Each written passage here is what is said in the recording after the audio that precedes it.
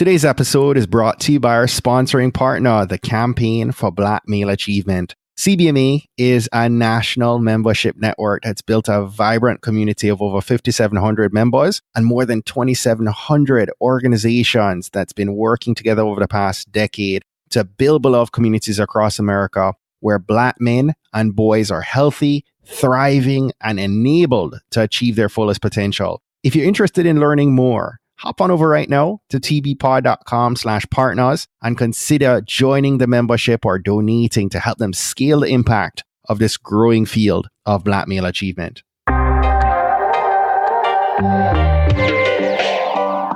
You're listening to the Trailblazers.fm podcast, where we'll explore the stories of today's successful Black professionals, entrepreneurs, and leaders. Join us to access the knowledge, resources, and tools of these accomplished professionals and come away with the know-how, confidence, and motivation you'll need to blaze your trail. And now, here's your host, Stephen A. Hart. Happy New Year and welcome to our first episode of 2019. This happens to be the launch of our second annual wealth building series. Now, this series was actually inspired by a research study I'd read that was published by the Institute for Policy Studies and Prosperity now back in 2017. And very startling output, key findings that included the fact that it would take 228 years, if ever, for the average Black family to reach the level of wealth white families own today. On top of that, it also pointed out if we don't address this issue, median Black households are on a path to hit zero wealth by the year 2053. Very troubling, and it stirred a sense of urgency for me to take part in changing that narrative. So if you missed our first ever wealth building series, I want you to go back and binge on those episodes that began with John Rogers Jr. from Ariel Investments back on episode 101 and came forward and wrapped up with Patrice Washington on episode 106. If you're strapped for time, you don't have the ability to listen to those 6 episodes, I especially want to impress on you to listen to the estate planning episode that we did with Art Steele back on episode 103 in that series. Very important content, very impactful. Some of those episodes will help you and generations to come if you take the necessary steps to lay the right foundation today. So without further delay, I'd like to introduce our first featured trailblazer in this series that we're speaking with today. I had the pleasure of a conversation with Chris Hogan. Chris Hogan might have been the most unlikely person, right, to wind up working as a financial speaker. Years ago, he was an All-American college football player who pushed future NFL players all over the field. Far removed from the world of helping others find financial peace. But fortunately, Chris met Dave Ramsey and his career took a new direction, right? Today, he helps spread Dave's message of financial hope to audiences everywhere. He's an engaging and humorous speaker, really deep voice. You're going to enjoy this conversation. He's an expert on subjects like mortgages, healthcare, and investing. He promotes financial education and speaks at colleges and businesses and does on-site trainings and a whole bunch more. He holds an undergrad degree from Georgetown College and a master's degree from California University of Pennsylvania. Chris lives with his wife, Melissa, and their 3 sons in Spring Hill, Tennessee. And Blazer Nation, I need your help, right? I want you to visit tbpod.com/153. That's the show notes page for this episode. I want you to click on the social share buttons and share this episode up. I need your help to tell your friends, your family, and anyone you know that needs to hear this right now, needs to get their money right at the beginning of this year and, take hold of this episode, take hold of this series. It's a must that we help our community reverse this narrative and begin building wealth today. So I need your help to share this up and to get this word out there. That said, let's get set to receive today's mission field from our featured trailblazer, Mr. Chris Hogan.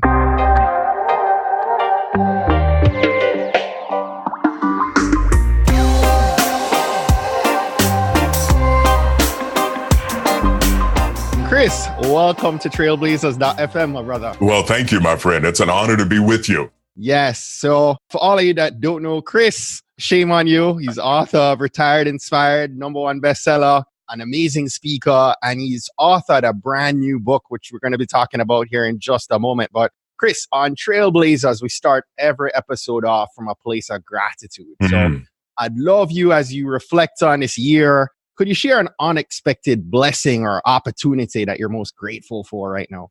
Well, I am obviously always grateful for my Lord and Savior, who gives me the strength and the ability to be able to focus and do anything that I'm able to do is because of what he's blessed me with. But I can tell you this, having looked at this year and all that we have accomplished, all the things that we've done to try to help encourage and educate and empower people, I'm very grateful for our team. The people that we have here at Ramsey Solutions are fantastic. These people are hardworking and they're focused, and we understand, the people we're trying to help, the people that we're trying to encourage. So that's not an unexpected blessing because I always expect them to be that way. But to see them bring it day in and day out, I'm absolutely grateful for it. Yes. Chris, where did you grow up? I always love to dig into backgrounds. Yes. I know you are an All-American college football player at Georgetown College. Right? long time ago. They don't let me play anymore. But I'm a Kentucky boy. Are you? Raised in the state of Kentucky, which is horse country, and that's where I'm from. Nice. And so how did that pivot happen from college and the sports career to being a pillar at Ramsey Network? Well, I mean, for me, it was, I moved out of grad school. My goal was to go into the FBI. I'd had this goal since middle school. I think 7th or 8th grade, I'd known. And so moving up the ranks and doing what I needed to do, I went to graduate school to get my master's degree. And it was around that time that I had this shift and really was enjoying the business world and just thinking of the process. So I went into consumer finance at that time. And my thought was, if I could take this team and sports mentality that I'd played with all my life, if I could build that in a business, right, build that with a team that have that kind of camaraderie and connection, we could do some amazing things. And so ended up going into consumer finance, then into mainstream banking, and then real estate, back into mainstream banking. And then that's when I got connected with Dave. Nice. Well, you have a voice for the FBI, but I think, Well, I mean, my goal at that point in time, I love the idea of protecting and serving, right? Yes. I mean, I just had that mindset. And, really it was, oh gosh, I've been here with Ramsey 13 years. Wow. It was about 12 years ago that I really thought about this and said, I am protecting people and I'm serving them here. I'm trying to protect people to help them understand the importance of how money works so you don't make the mistakes that I made. And I'm trying to serve them by helping them be able to identify it and have a plan for themselves so they happen to their money, not their money happening to them. Mm-hmm. And Chris, I'll share briefly, my first experience with Ramsey came about 10 years ago. I had a business that collapsed in the middle of 2008. Right. I lost several $1 million 3 weeks into my marriage. Oh my. And the year following that, my wife said, hey, let's do Financial Peace University together. And I have to tell you, that course single-handedly turned around our future.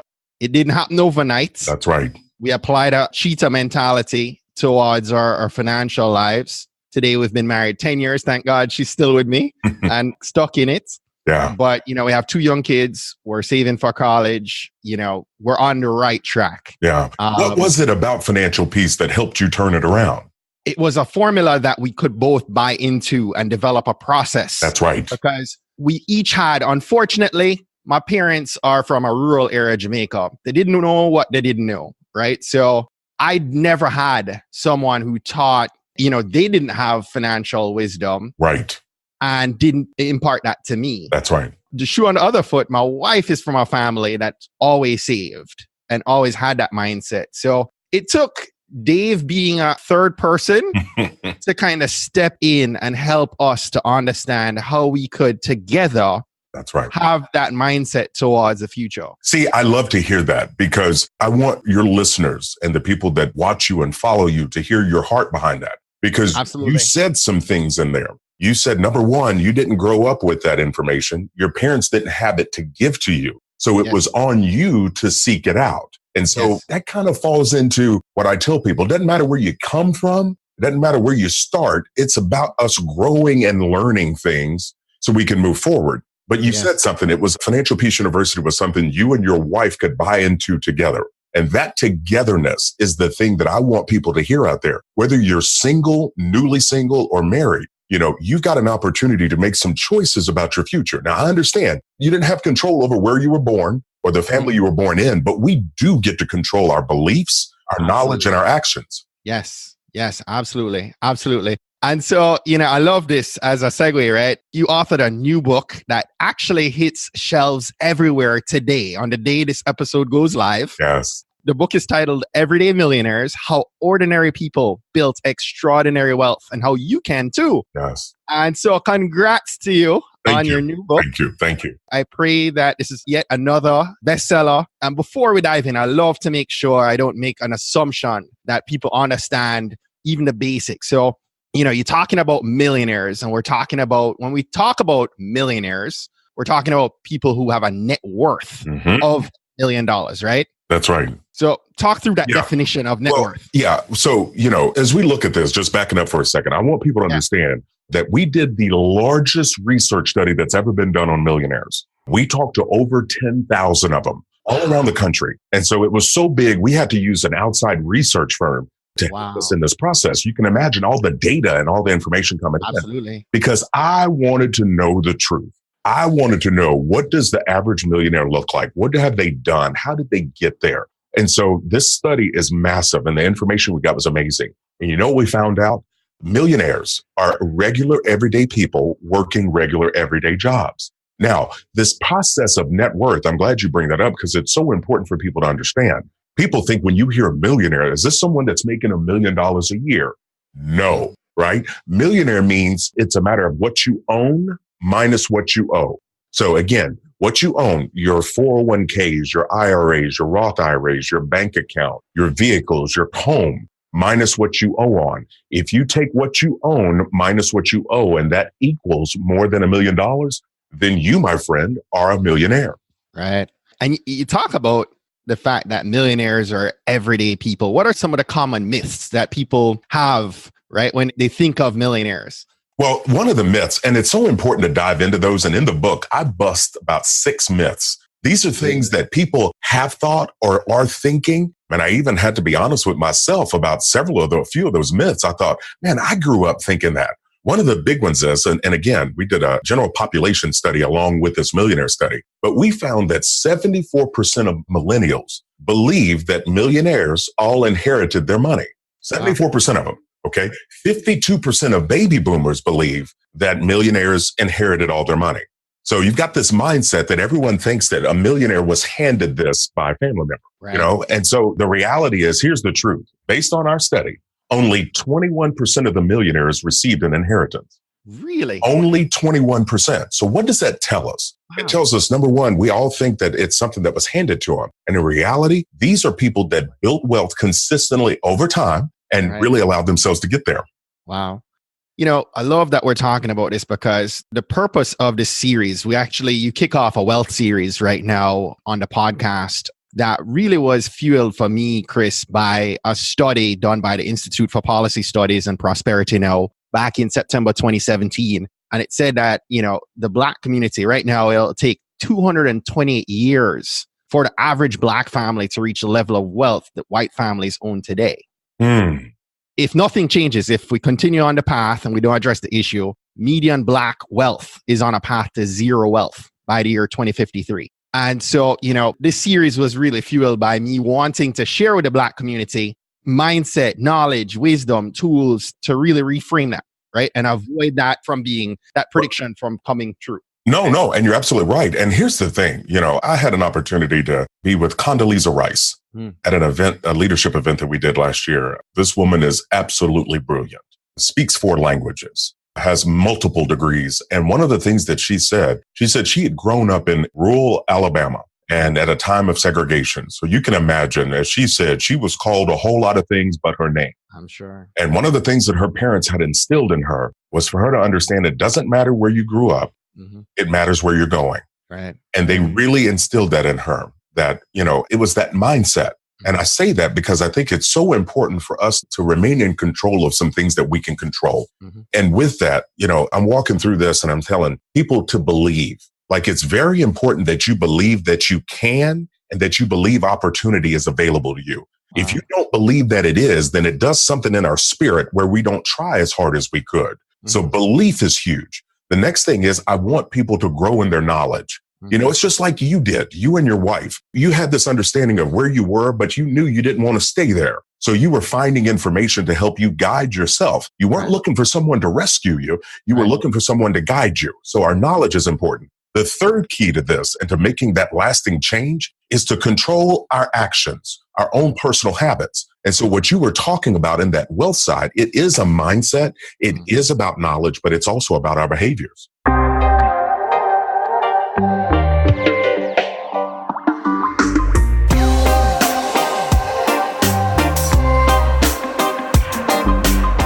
I know you're likely enjoying today's episode so far, but we're beginning 2019 with so many of us knowing that you want to blaze your trail this year. You know that you want to take that next step and rise above, but truth be told, your personal brand and your digital footprint, it ain't really tight yet, right? And if we're going to be honest, probably needs a hug. It needs someone to love on it, right?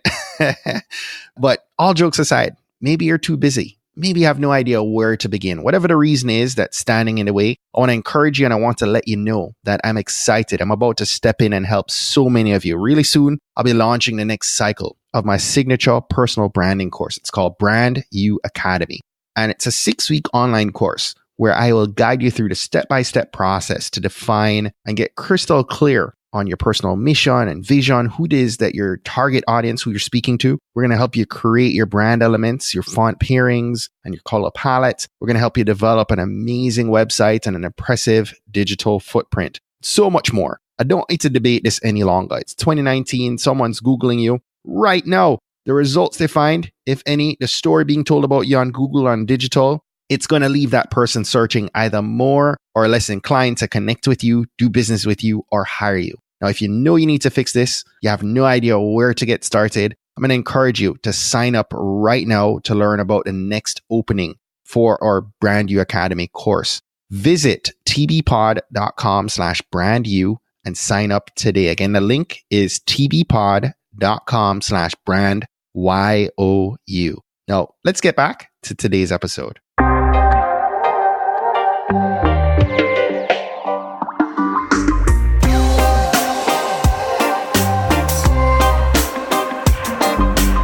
So what are some of those habits and attributes, right? Like what can we put into action to begin to turn that? Can I tell you one that I saw this and I was blown away by the size of the stat, but in reality, I knew this. 97% of these millionaires that we talk to believe they control their own destiny. 97%. Yes. So what that's saying is that they have this mindset of I'm in charge of me, meaning not the victim thinking. Not this thinking that someone's out to get me or woe is me, but what am I going to do today to help me? Right. And so it really fed in and really helped me to see, I wanted to know, what are these attributes? What are these things that millionaires are doing? Right. And we found 5 of these attributes. The first one was personal responsibility. Millionaires take personal responsibility. That means they own where they are, whether it's good, whether it's not so good, or even bad. What they're saying is that it's on me to fix this scenario.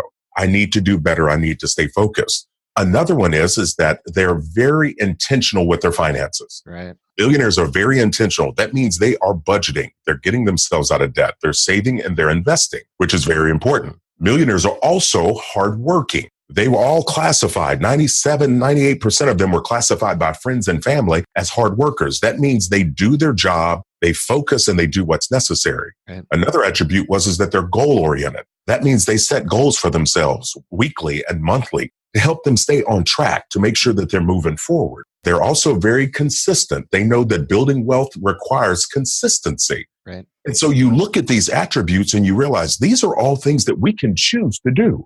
We can take personal responsibility. We can be hardworking. We can be goal-oriented. We can also understand that building wealth takes consistency over time. And so these are all things that we can do in ourselves starting today. And I love that you said that, because I can honestly say, Chris, I lost my business, 7-figure sum of money was lost in that business, as in 6-figure debts coming out of that, as I shared with you a moment ago. Wow. But many of those attributes we embraced 2 years after I was in debt. So everyone listening, this is not for millionaires. Wherever you are right now, you have to begin to put yourself and believe in what Chris just shared just now, right where you are today. Don't wait or think that you have to get there before you can employ that kind of mindset, right? That's right. We employ that. We're not millionaires yet, but we're moving in that direction. Today, That's I'm right. not in debt. Today, That's right. I have assets. And I know that over the long term,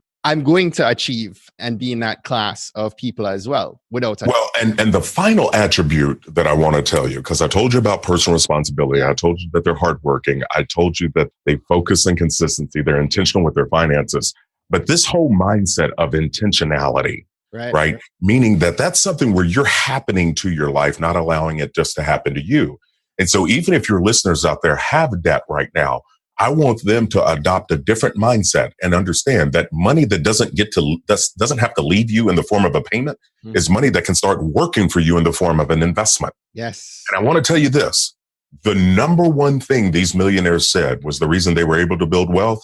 You're not going to believe me. The number one thing that they used was their employer sponsored retirement plans. Yes. 401ks, 403bs, IRAs, and Roth IRAs. Wow. The number one reason 79% of them said that was the reason they were able to build wealth. And so that tells you that we're not waiting on some magic thing to happen.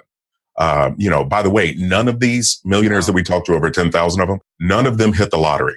None of them said that single stocks was the reason that they were able to build wealth. They didn't talk about credit card points and credit card miles. These people think differently because they're trying to make good things happen. Interesting you said that. Over the last 6 years, we've not changed our expenses, and we were deliberate as we had pay increases or promotions to shift a higher percentage to 401ks and our employer-based saving programs. And I think this will be the third year that I was able to max my contribution. I think both sides, have been maxing our contributions too, and steadily seeing that grow. So I love that you're saying this, and I love, and I'm sharing with everyone listening. This is not just theory that Chris, I'm telling you right now, I am in agreement with you right there. Well, it's big. I mean, and so to understand that, again, it's something that's available to you. Yeah. If you're working at a company and they have a 401k or 403b, this is something you definitely want to take advantage of. The best way to grow money is with time and compound interest. Yeah. When you invest money and leave it there, we're not pulling it out for any reason. We're going to let it sit there and let it grow. Good things can happen. Mm-hmm. And now you're able to see this happen for you. But you said something. You said we were thinking about it and we took action. Mm-hmm. See, that's the difference between people that are pretending and people that are intending. Yeah. You are intending to be successful. You are intending to be financially independent, not only for yourself and your kids, but also to be able to empower yourself to help others. Which, by the way, these millionaires that we talk to, 70% of them set aside money each and every month to be able to give. Mm-hmm. So they have this spirit of gratitude as well as this intentional giving. It's not an accident. Yeah. It's not an accident that people that are working hard want to do more good. Yes. As you shared the company-sponsored retirement vehicles, but what about real estate? Is that a wealth building strategy as well? And, should we view owning a home as a must? Yes. Well, I mean, I look at it and I think, home ownership to me is typically classified as the American dream. Right. But I think it's very important, having been in that industry, that we are aware of what we're doing and we make sure we make the right kinds of decisions when we buy. Right. I think if you buy too much home or don't buy in the right way, that can end up being more of a frustration than a blessing. Mm. But I think owning a home is a big deal. We look at this. These millionaires were paying off their home in around 11 years. Wow. 11 years. Now, get this. Everybody thinks when you talk about millionaire, they're living in a 12,000 square foot home or a 10,000 square foot home. The average square footage of these millionaires was 2,600 square feet. Really? And they had lived in the home at around 17 and a half years. So what that's telling you is they're intentional when they buy. They're not buying more than they need, but they're in it and they're paying it off in right around 11 years. Now, why is that important? Remember I said your net worth is what you own minus what you owe. When you attack and pay off your home, that now moves the value of your home into the asset column. It's something that can work for you. And we all know real estate continues to appreciate each and every year. But also, let's take it a step further. For your listeners out there that have a mortgage payment, imagine that payment not leaving you each and every month. Imagine you being able to invest that. Now you're able to catch up with your 401k. You're able to do more with your Roth IRAs. Right. So I just want to help people understand. To me, it's more about these little pivots and shifts in thinking and actions that can set us up to be able to build wealth. Right. But Chris, how do you get to a place where should everyone be looking then at a 15-year mortgage versus a 30-year mortgage to pay off in 11? I am a firm believer in a 15-year fixed rate mortgage. Having been in the industry, and worked in it for many years, I know what people do. The banks and mortgage company, let me say some of them will typically tell you about the 30-year payment because it's the cheaper payment, right? And everybody is payment conscious. But I want people to learn how to do the math. Right. I want them to pull back the blankets on this thing and look at this bad boy and understand the difference. The biggest difference between a 30-year and a 15 is 15 years. It's 15 years and a whole lot of interest, man. So, yes, if people are out there listening and they have a 30-year mortgage, I'd love for them to go get a refinance, get a quote, a good faith estimate on shifting to a 15-year fixed. Your mortgage payment is going to go up $500 to $600 to $700, but we're talking about cutting off 15 years of payments. Yeah. And not to mention the interest that you're going to pay. But yes, you're correct. These millionaires were paying off their home in 11 years. So that, again, being intentional, being responsible, being intentional with their finances, it's not an accident. Yes. I know we have you for just a couple more minutes. And so first things first, again, I just want to share with everyone, Chris's book is now available everywhere books are sold. The title is Everyday Millionaires, How Ordinary People Built Extraordinary Wealth, and how you can too. Make sure you guys go get a copy of that book. And Chris, my last question for you that I ask all our trailblazers leaving this call. What's one action that our Blazer Nation should take this week that's going to help them to blaze their trail?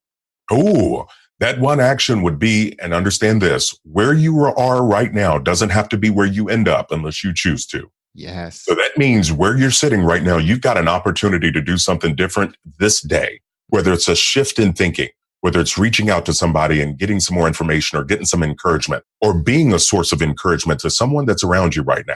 Someone they need a positive word. They need somebody that cares about them. Yes. And I think if we start to do that and understand that where you are right now is not where you're going to end up unless you stop, we understand we have a choice. Chris Hogan, thank you so much, my brother. God bless you. And I'm rooting for you to get that #1 bestseller.